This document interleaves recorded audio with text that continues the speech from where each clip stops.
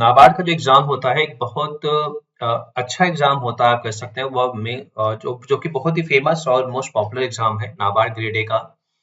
तो grade A में दो चीजें जानना बहुत जरूरी होता है। ग्रेड ए में क्या होता है एग्जाम, दो तरीके का होता है एग्जाम, एक प्री होता है और एक मेन होता है।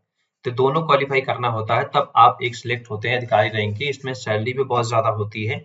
तो ग्रेड ए का जो एग्जाम पैटर्न है उसको हम समझेंगे इस वीडियो में, साथ में हम ये भी देखेंगे इसका सिलेबस क्या है।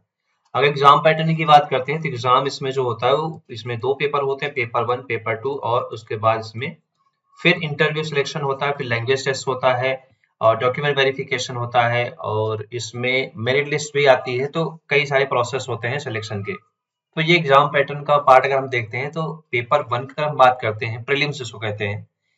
प्रीलिम्स में आपको जो टोटल टाइम मिलेगा वो 120 मिनट का टाइम मिलेगा आपको, जैसा कि आप स्क्रीन पे देख रहे हैं 120 मिनट्स आपको टाइम मिलेगा, यानी 2 घंटे का टाइम मिलेगा।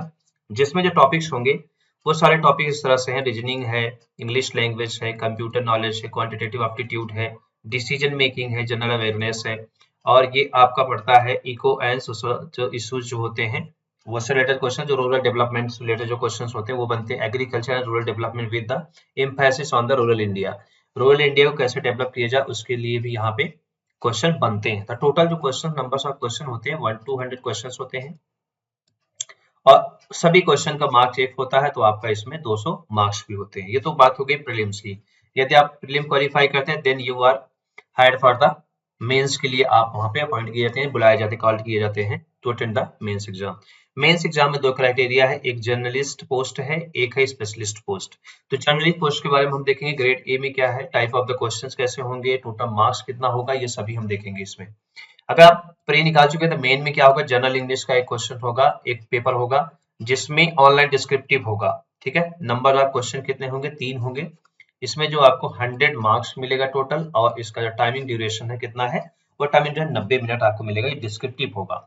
डिस्क्रिप्टिव कैसे होगा, आपको लिखना पड़ेगा right answer to type of the using the keyboard, यानी कंप्यूटर पे आपको टाइपिंग करनी होगी। टॉपिक को लेकर के कोई टॉपिक दिया जाएगा उसके ऊपर आपको लिखना है, तो इसके लिए आपकी स्पीड भी बहुत अच्छी होनी चाहिए, ग्रामर इंग्लिश बहुत स्ट्रांग होना चाहिए, so that you can type the correct English and correct topics.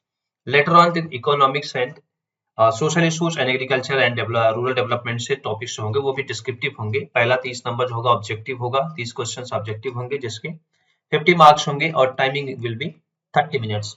And then we go for the descriptive type. The 6 question will be asked on which the candidate will be required to attend the 4 question. 6 question होगा, you have to attend only 4 question. Two of 15 marks each will be difficulty level and 2 to 10 marks for each.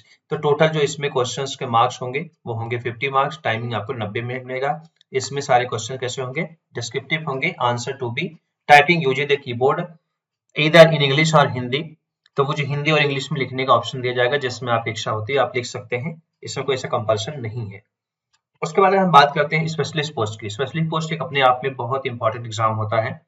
Specialist में क्या है कि grade A के अगर देखते हैं तो ग्रेड ए में general English as usual 3 question होगा, डिस्क्रिप्टिव होगा, ये भी कंप्यूटर बेस पे पूछा जाएगा, कंप्यूटर में आपको टाइपिंग करनी होगी।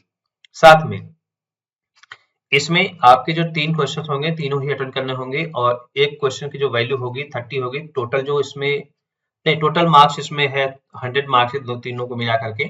अब ये मे भी हो जाएगा 35 प्लस 30 हो, या जैसे भी डिस्ट्रीब्यूट करते हो नंबर वो डिपेंड करता है, but question will be 3 questions. And duration of the question solving 90 minutes आपको टाइम मिलेगा, यानी 1.5 घंटे का टाइम मिलेगा आपको सॉल्विंग दिस क्वेश्चन।